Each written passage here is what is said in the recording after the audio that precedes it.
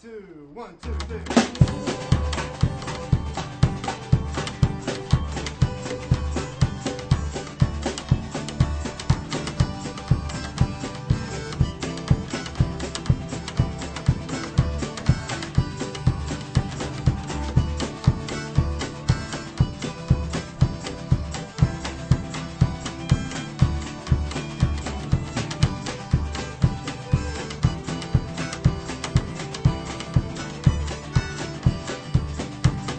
Hello and welcome to Ithaca DSA Presents.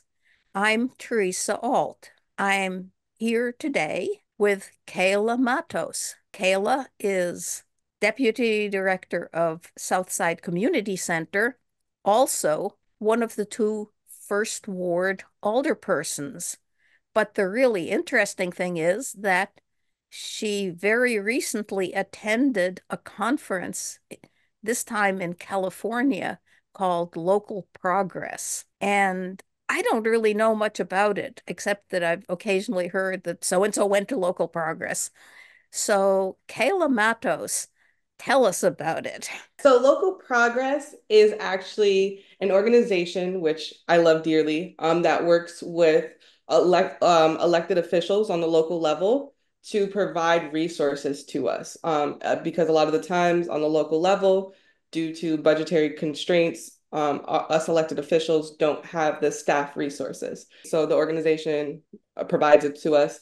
They also like to do these convenings like the one I just went to in California, just so that we can all come together. This past convening had 450 elected officials in between government and school board, which was really neat and amazing to just hear what so many folks are doing within other states, within our own states, but a different city, a different county. And it's really refreshing. And it's just, once again, just a reminder or a resource for us that one, we can rely heavily on, whether that just be supportive conversations or figuring out what's that next step for a piece of legislation. Interesting. Interesting that you mentioned school boards. Mhm. I wonder if I wonder if anyone from the Ithaca City School Board has ever attended. So, to my knowledge, not that I'm aware of. However, I am joining the New York organizing committee for our New York local progress chapter. And one of the things that I spoke about with the staffer that oversees New York was how can we do some recruitment within this area. And some of the folks that I would like to tap into is within our school board. So I'm really excited and interested to see how that could potentially come about within the city of Ithaca and having some of our school board members join us. That could be really good.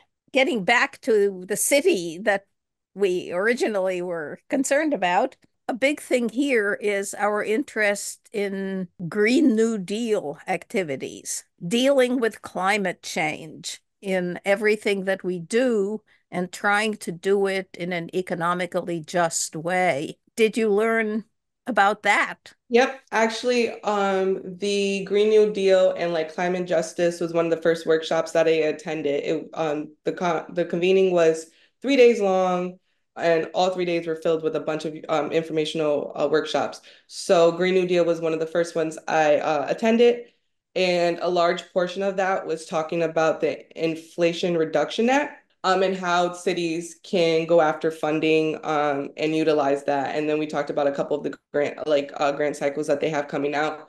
I was able to connect with a woman named Annie Contractor, who is a part of an organization that helps small rural cities and towns go after these bigger pockets of funding for climate justice. So my plans are to connect Annie with the City of Ithaca's Director of Sustainability so that all three of us can have further conversations about how to go after more of that funding, especially because within the city, we just passed Justice 50, where 50% of our capital budget goes into Green New Deal initiatives. And then, most importantly, my favorite part of that is that 10% is dedicated to participatory budgeting. So, just trying to get creative and figure out more funding opportunities so we can really increase that community participation and like workforce development as we go through the electrification of our city. Interesting. Now, you said inflation reduction, that would be federal, wouldn't it? Yes. Okay. Yes. So, Yes. I stand corrected. Federal funding. I'm sorry. Thank yeah, you. no, you didn't say anything wrong. You wrote something earlier that was puzzling. Well, let's go back to get a few numbers straight. In Ithaca City's budget, the Green New Deal is what part of the budget? It's that 50% of it's not a part of the budget. It's more so saying that 50% of our budget will You mean be 50% of the Green New Deal budget? allocated to climate justice Yeah. communities. That's what that now fits with what Yeah. I'd said. Yeah, but it's 10% of our capital budget goes to the we would like to include in one of the things that Rebecca's pushing for is that 10% of that budget goes to participatory budgeting so that we can have community members involved in these conversations and pay them for participating in the work being done. Oh, I see. That's really interesting. I never realized that that was considered. Mm-hmm. And that's more, yeah, like I said, that's to bring community into our conversations about what does electrifying our city look like, to also help with like workforce development initiatives and getting some job training programs, so on and so forth. Rebecca has some great plans and direction, like the direction that she would like to take with the Green New Deal is amazing. And that's why I was really within that workshop. My focus was connecting her or getting that contact information from Annie so that I can connect them more directly so that we can figure out those pools of funding to go after so that we can really fulfill our Green New Deal plans and initiatives. Interesting. By the way, we were able on our own to electrify our own house. How was that? Well, it took a few years. It took quite a few years actually to go through the whole process. So I'm just saying, if you ever want to hear about it, hey, I would love to. I would love to talk further about yeah. that. But anyway, I mean, that's living with a professor.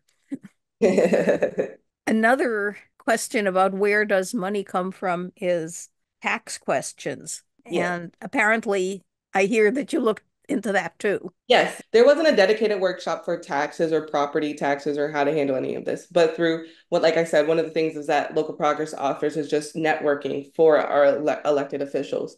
And through attending this conference, I actually met a Philadelphia council member who was talking a little bit about what they do with their property owners and how they handle their taxes over in Philadelphia.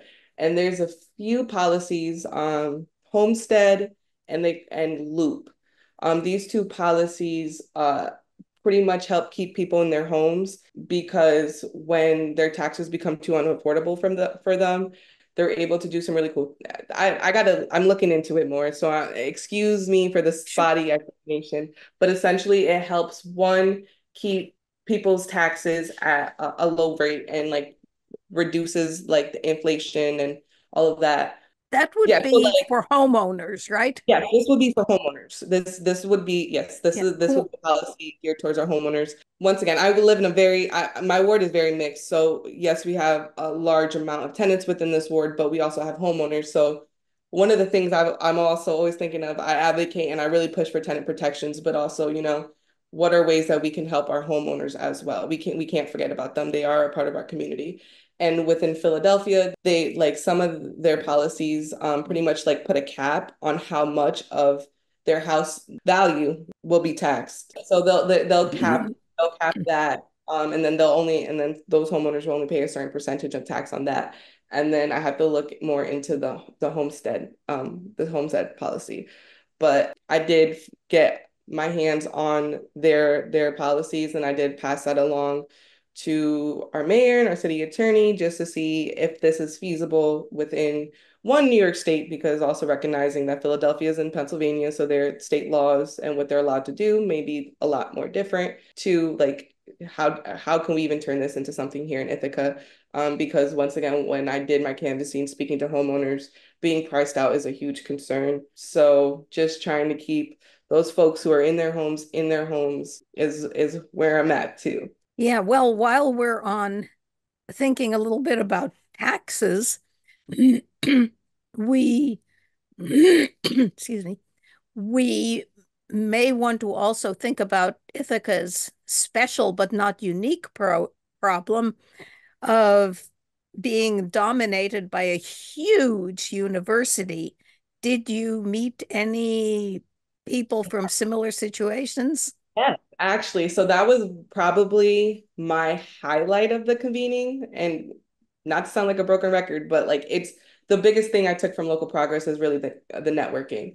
And so I was able to connect with Syracuse's auditor, who is absolutely amazing. And we spoke a little bit about what Syracuse is dealing with Upstate University as well as Syracuse University. Then I spoke to him about what I'm dealing with or what we're dealing with here in the city of Ithaca with Cornell University.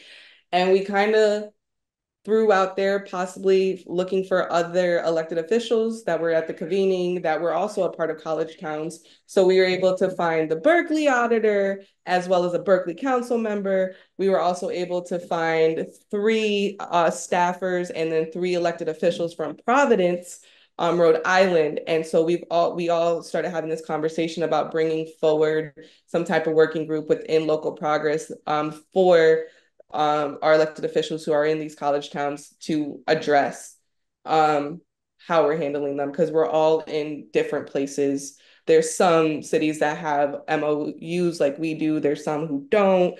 I know like Berkeley talked about how they had to sue their university in order to get some funds back. So like I said, we're all, what it sounded like is that we're all in different places. So just figuring out what is a blueprint that can work for all of us and then allow that to also be passed forward to other college towns that elected officials might not be connected to local progress yet, or as they are entering, at least this blueprint is here, and we can help them out. And that's one of the really cool things is like local progress offers toolkits. So there's toolkits around reimagining public safety, and there's toolkits around affordable housing, and all of these resources where it's like, how do we like what would a petition look like for something like this, right? What would like just social media posts, when you're doing calls of action, what kind of calls of actions can you do? So it's just those resources just being passed on or creating a toolkit for like something like dealing with dealing with a large university in your city, and some of the things that you can do. So yeah, so that is actually one of my potential bigger projects that I will be doing with local progress. So I'm really, really excited to reconnect with the Syracuse auditor and see where we can go from that. We were able to get the contact information from all those folks that were at the convening. So I'm not going to say it'll be easy to pull us all together because I don't know what everyone's schedule is looking like. And I think our schedules would be the biggest barrier, but we at least have all the contact information and at least can start those conversations on how do we work together to get to this bigger end goal for all of our cities. Wow. That sounds like some progress. Yes.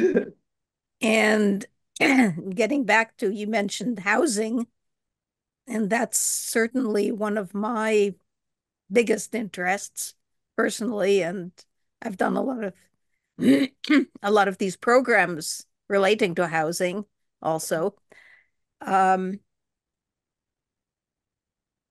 Yes. So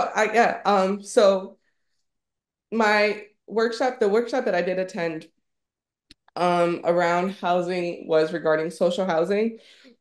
Um, and that was pretty informative. The first half of it pretty much just explained how like the private market works when it comes to expenses and revenue and trying to create revenue, so on and so forth, so that like, those elected officials who are like kind of new to this and still understanding everything could kind of get the bigger picture.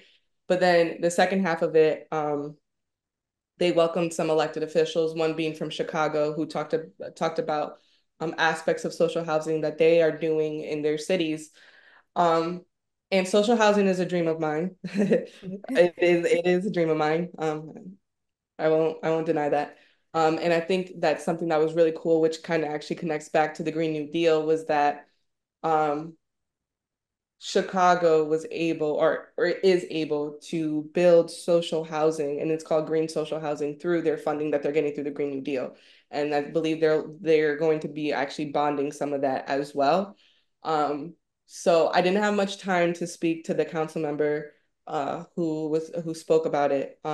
However, I did get her contact information and am reaching out to sit down and have a further conversation, just once again to learn how did they do that, especially connecting that social housing, that Green New Deal aspect of it to that previous workshop that I attended where they explained where to go for the monies. I was just like, this seems like this can be the way, this could be the roadmap. So I really, really want to spend some time further researching that. Another thing that they talked about, there was two things that they talked about. They talked about Illinois, they do the tax increment. What is a tax increment? It's TIF, where it essentially they take their sales tax, and I believe some of their property tax, and it goes back into pretty much back into the community and redeveloping the community as well. So I have to, once again, because it's a different state, I need to learn. That's something else that I really want to dig into and further research to see what they're doing and like how they're taking their taxes and funneling it back in. It seems like it might just be what we're doing with our community development fund in a way. But just want to get that further clarification on that. And then Minneapolis actually taxes their vacancies, their property owners who have vacancies at a slightly higher rate to kind of in a way uh deter them from actually keeping their spaces vacant. That could be good for commercial properties in Ithaca. I Yeah, don't think there's much vacant housing yeah, here. yeah. Maybe there will be with all these new buildings. Right. But yeah, so then but yeah, that's what I was thinking. And then maybe from like those from those commercial properties, then using that funding to go into our housing fund. Hopefully That's social a housing. thought. Who knows? By Yeah. by um the way, there is a bill in the state legislature um, that would work toward create an authority that would start working toward social housing in New York State. yes, yes, I've And heard. you good, good. And I'm excited. I'm really hoping that this is something that we can get to. Um I housing is my area of interest as well, and it really comes from the background and like the conditions that I grew up in, and I just feel like once again personal opinion that housing should not be a profitable private market, and it is something that we all need in order to survive, and that's something that I believe we as government should figure out how do we create like we should take this task on so that it can remain affordable and then we don't have to worry about profit because it's never profit over people. It should always be people over profit, in my opinion. By the way, I just got an email today from the a New York City DSA group that is going to talk about how to campaign for this measure. If you could forward me to that Of email, that course, would of be great. course. Thank you. I Thank you just so made a much. note to myself to do that. Thank you. Um, so definitely we're not alone when we dream about this. There are a lot of much more, I think, frankly, I think in New York City, more sophisticated people. Mhm. Hey, was there anybody from New York City at the conference? Yes, actually. And one of the really cool things was I forgot what one of the New York City Council, I forgot her name. I'm blanking on her name. I was on a phone bank. Her and I both helped host a New York City DSA phone bank for was it Jamal Bowman? Could be. I don't know. I believe so.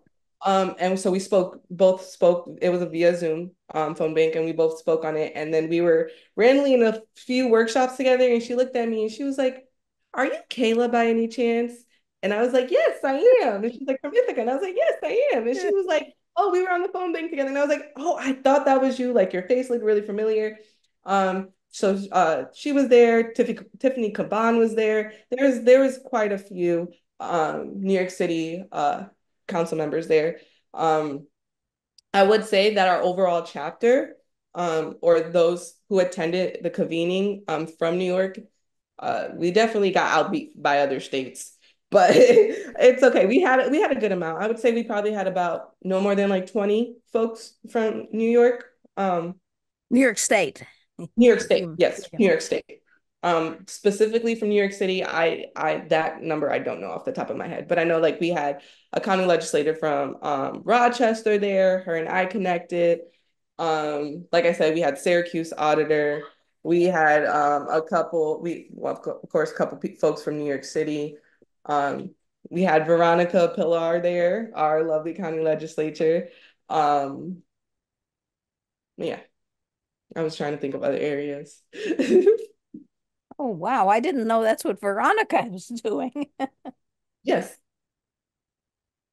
Wow.